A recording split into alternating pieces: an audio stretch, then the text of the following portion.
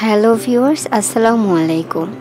RJ লাইফস্টাইলের new আরও একটা daily ভ্লগে আপনাদের সবাইকে ওয়েলকাম করছি। আমি রেশমি আছি আপনাদের সাথে আজকে পুরোটা ভিডিও জুড়ে। আশা করছি ভিডিওর শেষ পর্যন্ত আপনারাও আমার সাথেই আছেন।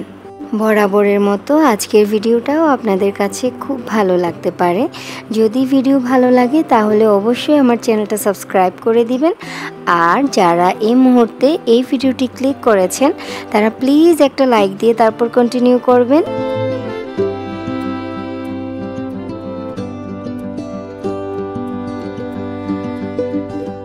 আজকে একদম উইয়ার্ড একটা খাবার খাওয়ার মাধ্যমে ভিডিওটা শুরু করেছি। এই যে দেখছেন চা বানিয়ে নিলাম, চায়ের সাথে টা হিসেবে কি নিয়েছি চানাচুর। নর্মালি ইদানিং আমি এত চানাচুর খাচ্ছি বলার বাইরে, মানে 2 দিনেই আমি একটা প্যাকেট শেষ করে ফেলছি এরকম একটা অবস্থা। তো সেই চানাচুর আবার দুধ চায়ের মধ্যে দিয়েও খাচ্ছি। দেখেন তো কতটা উইয়ার্ড না।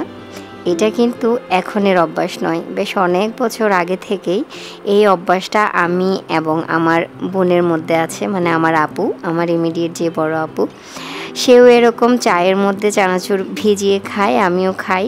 খেতে খুব ভালো লাগে, আপনারা একদিন ট্রাই করে দেখতে পারেন।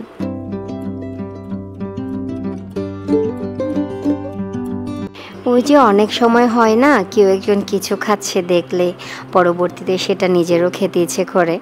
দেখা যায় ইউটিউব বা ফেসবুকে কোনো একটা রেসিপি দেখলাম, হুট করে ওইটা খেতে ইচ্ছে করছে, বানিয়ে খেয়েও ফেলেছি, এরকম একটা অবস্থা। তো আমার সাথেও ঘটেছে সেদিন সেম অবস্থা। রাতের বেলা দেখলাম আমার ভাগ্নি, মানে আমার বড় আপুর মেয়ে, ফেসবুকে তার চিংড়ি পোলাও রান্না করে আপলোড করেছে, মানে রান্নার যে ভিডিওটা সেটা আপলোড করেছে। ওইটা দেখে আমার কাছে পরের দিনই মনে হইলো যে বৃষ্টি হচ্ছে, আজকে খিচুড়ি না করে চিংড়ি পোলাও করি। যেহেতু রাতে দেখেছি ওটার একটা ক্রেভিংস আছে, তো যে ভাবা সেই কাজ, অমনি হচ্ছে দুপুরবেলা রান্নায় আর খিচুড়ি করলাম না। বাইরে অনেক বৃষ্টিও হচ্ছিল সেদিন, তো সেজন্য আমি চিংড়ি পোলাও রান্না করার জন্য প্রিপারেশন নিয়ে নিচ্ছি এবং সাথে রান্নাও করে ফেলছি। তো সেটাও একটু আপনাদের সাথে শেয়ার করছি।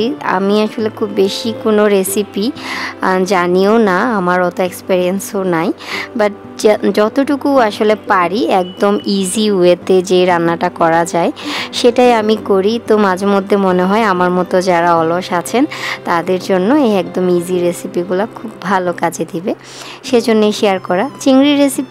চিংড়ি পোলাও রেসিপি আসলে আমি একদম আসলে শিখেছিলাম ব্লগস উইথ শিমু চ্যানেলের শিমু আপুর ভিডিওতে দেখেছিলাম, তখন থেকে ইন্সপায়ার হয়ে আমি বেশ কয়েকবার রান্না করেছি।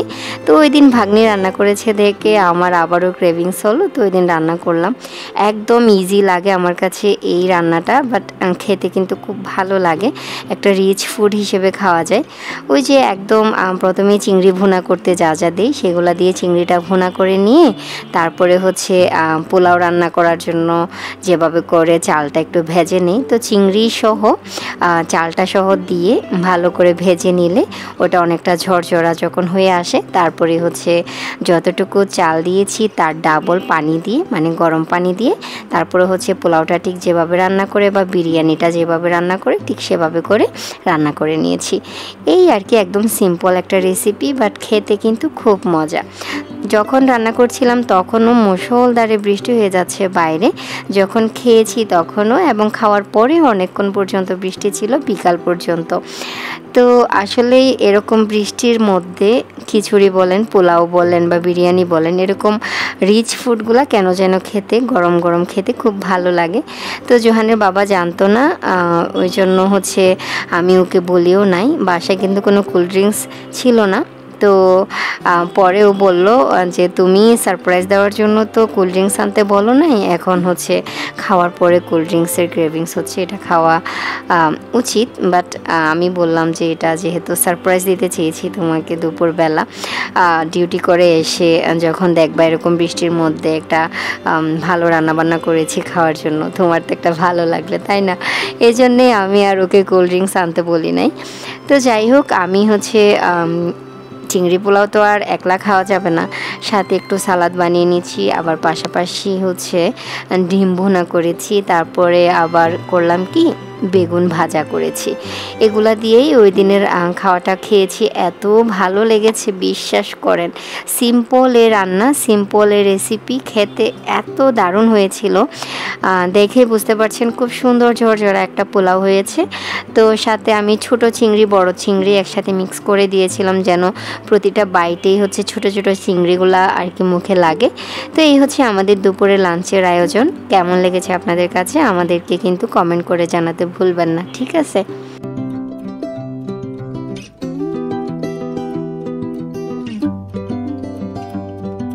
আমার লাস্ট ভিডিওগুলোতে অনেক অনেক নতুন নতুন আপুরা ভাইয়ারা বা আন্টিরা যোগ হচ্ছেন, মানে আমার ভিডিও দেখছেন, আমাকে কমেন্ট করছেন, জানাচ্ছেন।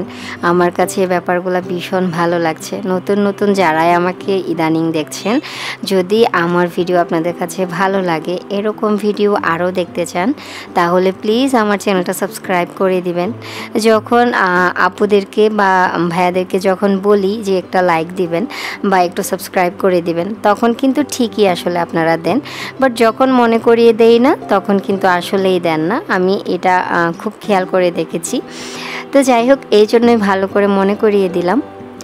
তো তারপরে দুপুরে লাঞ্চ করে ফেলেছি, মা ছেলে বৃষ্টি দেখছি এদিকে। জোহানের বাবার একটু শরীর খারাপ লাগছে, সে একটু শুয়েছিল। তো আমি এখানে হচ্ছে জোহান দেখলাম জানালাতে দাঁড়িয়ে সে বাইরের বৃষ্টিটা দেখছে, তো আমি ভাবলাম তার সাথে আমিও উপভোগ করি। সাথে এখানে জানালার ইয়েতে যে ধুলাগুলা ছিল, এগুলো বৃষ্টি আসাতেই একদম বসে গেছে, একদম ময়লা হয়ে দেখা যাচ্ছে। ওইটাই আমি খেয়াল করলাম হুট করে, তো ওই জন্য একটু হাত দিয়ে দেখছিলাম। তারপর মা ছেলে বেশ কিছুক্ষণ বৃষ্টি এনজয় করলাম।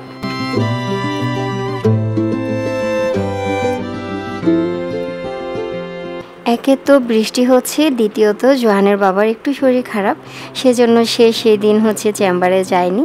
তো সন্ধ্যার দিকে আমি যেহেতু ভাবলাম ঠান্ডা ঠান্ডা ওয়েদার, তো একদম শুকনা টাইপের গরম গরম জিনিসগুলাই করি। পেঁয়াজু ভেজে নিয়েছি, তারপরে ঝালমুড়ি করেছি, তারপরে করলাম কি একটু পাকোড়া বা বড়া টাইপের একটা পিঠার মতো করেছি, তেলের পিঠা আর কি।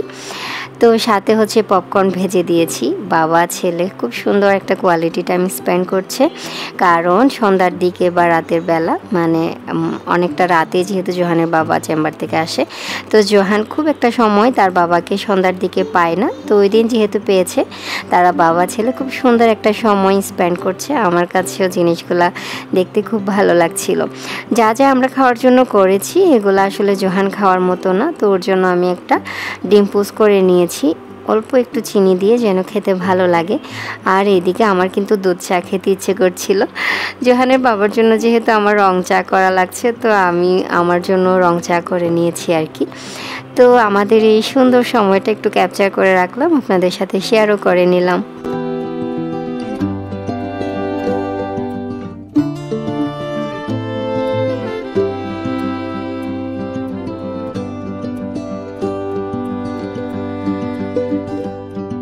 রাতে ডিনার করে নিয়েছি, জোহানের বাবা এরপরে পড়াশোনা করছে টিভি রুমে বা ড্রয়িং রুমে। তারপরে আমার কাছে মনে হলো যে বেশ অনেকক্ষণ হয়ে গিয়েছে, অনেকক্ষণ পরে আমি শুয়েও পড়েছিলাম। এরপরে হুট করে আমার খুবই ক্রেভিংস হচ্ছিল আইসক্রিম খাওয়ার। পরে আইসক্রিম খেতে এসে দেখলাম ডাইনিংয়ে একটা পার্সেল আছে, যেটা এখনও খোলা হয়নি, তো সেটা খুলবো। এর আগে আমি ডাইনিংটা একটু ক্লিন করে নিলাম, যেন সকালে আর ক্লিন করা না লাগে আলাদা করে। তো আমি হচ্ছে এখানে দারাজ থেকে এসেছিল একটা পার্সেল, খুবই ছোট একটা পার্সেল, খুবই ছোট ছোট কিছু জিনিস, বেসিক কিছু কাজের জিনিস আর কি। এগুলো তো দেখানোর কিছু নেই, বাট যেহেতু পার্সেল আনবক্সিং করছি আপনাদের সাথে তো শেয়ার করতেই পারি। ওই হিসেব করে আর কি দারাজ থেকে আমি খুবই ছোট ছোট খুবই কম দামি কিছু জিনিস অর্ডার করি যেগুলো আমার নিত্য প্রয়োজনীয় লাগে। তো মনে হয় যে আমার মানে আপনাদের সাথে শেয়ার করলে এরকম ছোটোখাটো জিনিস যদি কারো লাগে আপনারা চাইলে আসলে অর্ডার করতেই পারেন। তো শুরুতে যেটা দেখতে পাচ্ছেন একদম ভিন্নধর্মী একটা জিনিস, এটা হচ্ছে double sided tape. Double sided tape হুট করে আমার চোখে পড়লো, ভাবলাম কোনো দিন কাজে লাগতে পারে দেয়ালে যে কোনো কিছু লাগানোর ক্ষেত্রে। তো সেজন্য ওরকম একটা ডাবল সাইডেড টেপ নিয়েছি। আর এটা হচ্ছে একটা ফার্নিচার পলিশিং। ফার্নিচার হচ্ছে পলিশ করার জন্য এটা আমি এর আগে দেখেছিলাম test and tales with Salma চ্যানেলের, সালমা আপু নিয়েছিল। আমি কিন্তু তারপরে কোনো রিভিউ পাইনি। তো এটার প্রাইস খুবই কম ছিল, খুব সম্ভবত 67 টাকা, 67 টাকা। তো ওইটা তো খুব বেশি না, ভাবলাম একটা নিয়েই দেখি, একটু পলিশ করে দেখবো যে একটু উজ্জ্বল বা হচ্ছে একটু ব্রাইট লাগে কি না ফার্নিচার, ওই জন্যেই আর কি নিয়েছি। তো এখনও ইউজ করে দেখি নাই, ওই জন্য আপনাদেরকে রিভিউ দিতে পারছি না।